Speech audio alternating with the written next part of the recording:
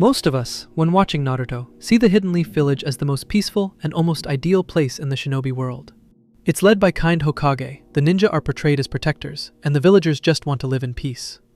On the surface, it feels like a symbol of good.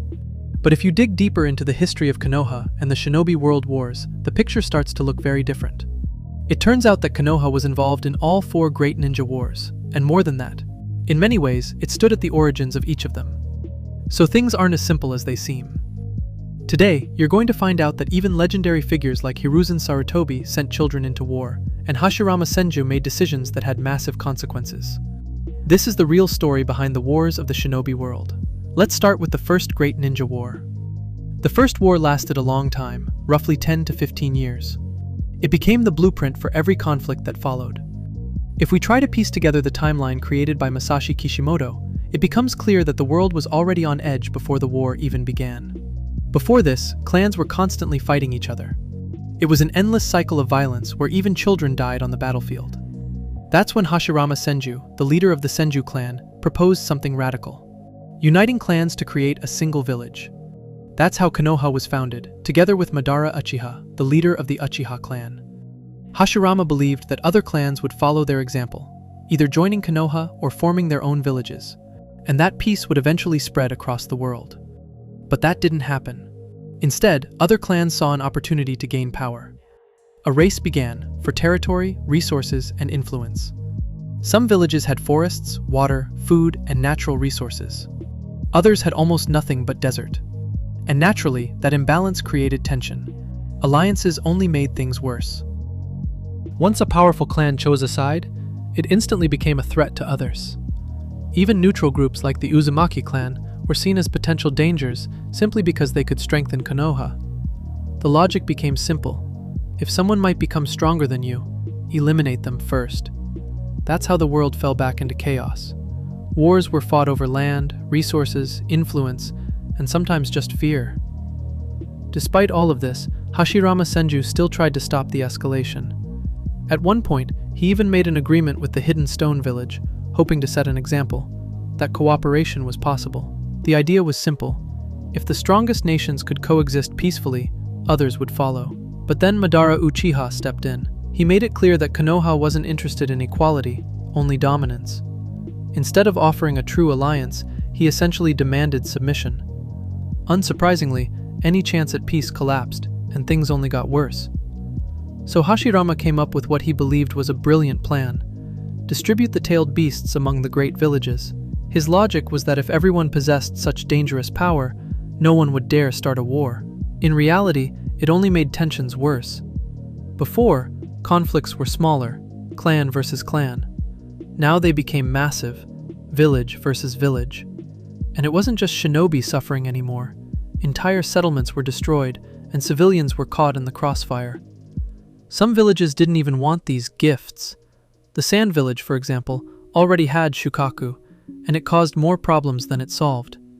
Instead, they asked for resources or land, but Konoha refused. In the end, the tailed beasts weren't given away, they were sold. Most major villages received 2 each, while the Sand Village was left with nothing. This only increased inequality and resentment.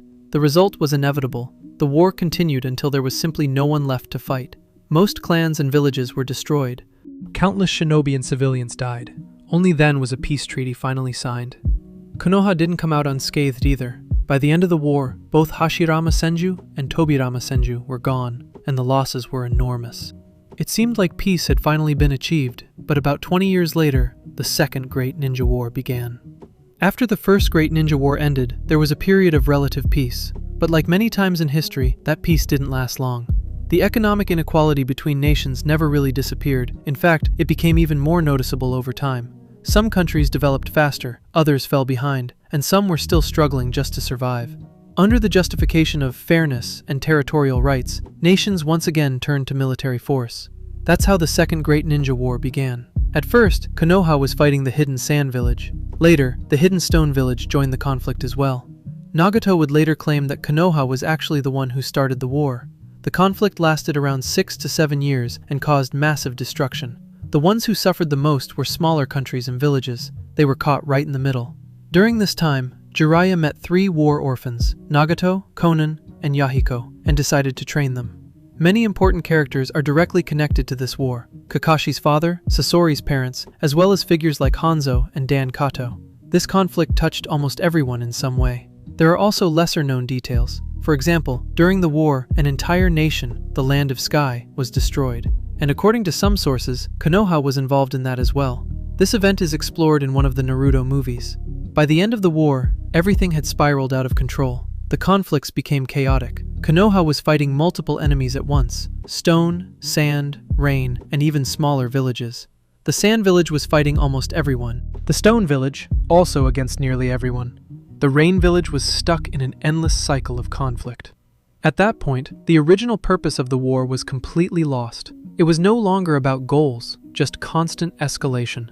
Eventually, the war ended. Not because anyone truly resolved their differences, but because everyone was simply exhausted. Even after it officially ended, border clashes and raids continued for a long time. You'd think the lesson would have been learned, but it wasn't. The Third Great Ninja War became even larger in scale and pulled in almost every nation, including all 5 great powers. By this point, their influence had weakened significantly, and control over their borders was starting to collapse. Smaller nations began to take advantage of this weakness, trying to rise in power.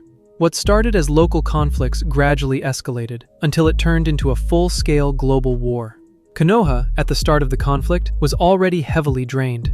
So much so that they made a harsh decision, sending very young shinobi to the battlefield, many of whom had just graduated from the academy. When other nations saw this, they drew a simple conclusion: if even the great powers are forced to send children into war, then they're vulnerable. And that means now is the perfect time to strike.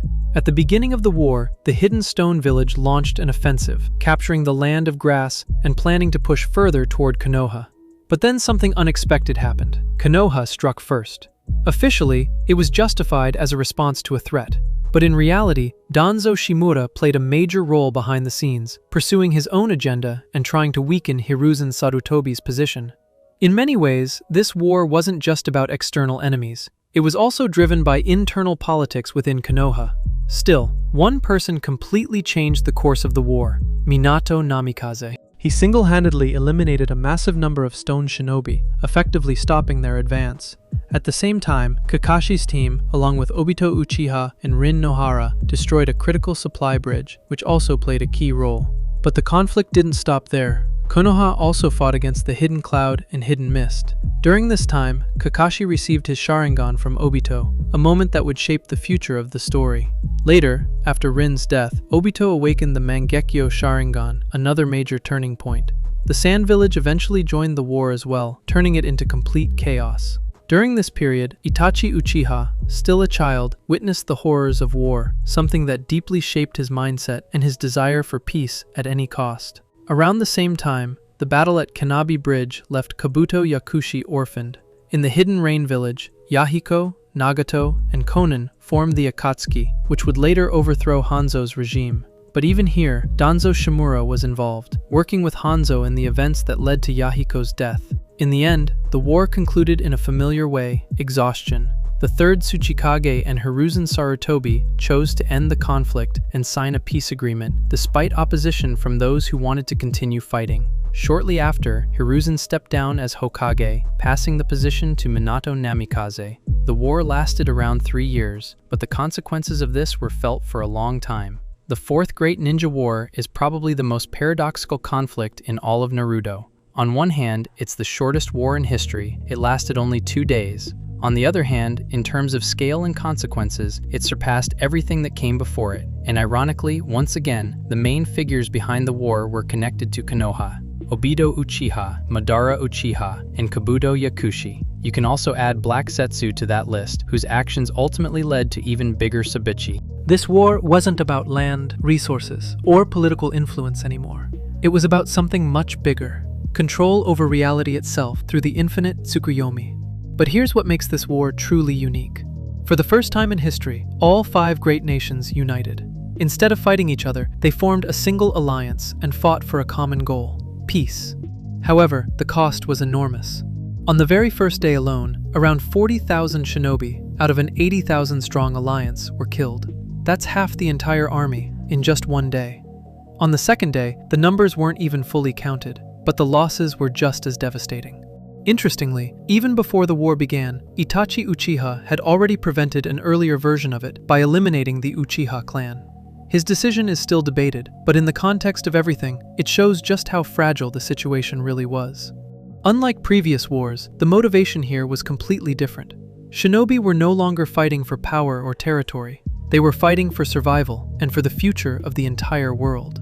And this brings up an important question.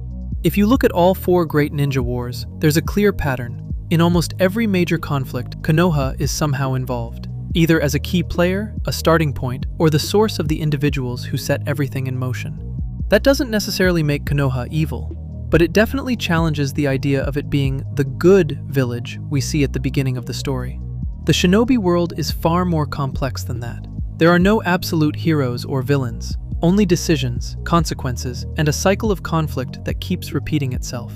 And maybe the biggest lesson here is this. Even the best intentions, like those of Hashirama Senju, can lead to outcomes no one expected. And if a 5th great ninja war ever happens, don't be surprised if, once again, it somehow traces back to Konoha.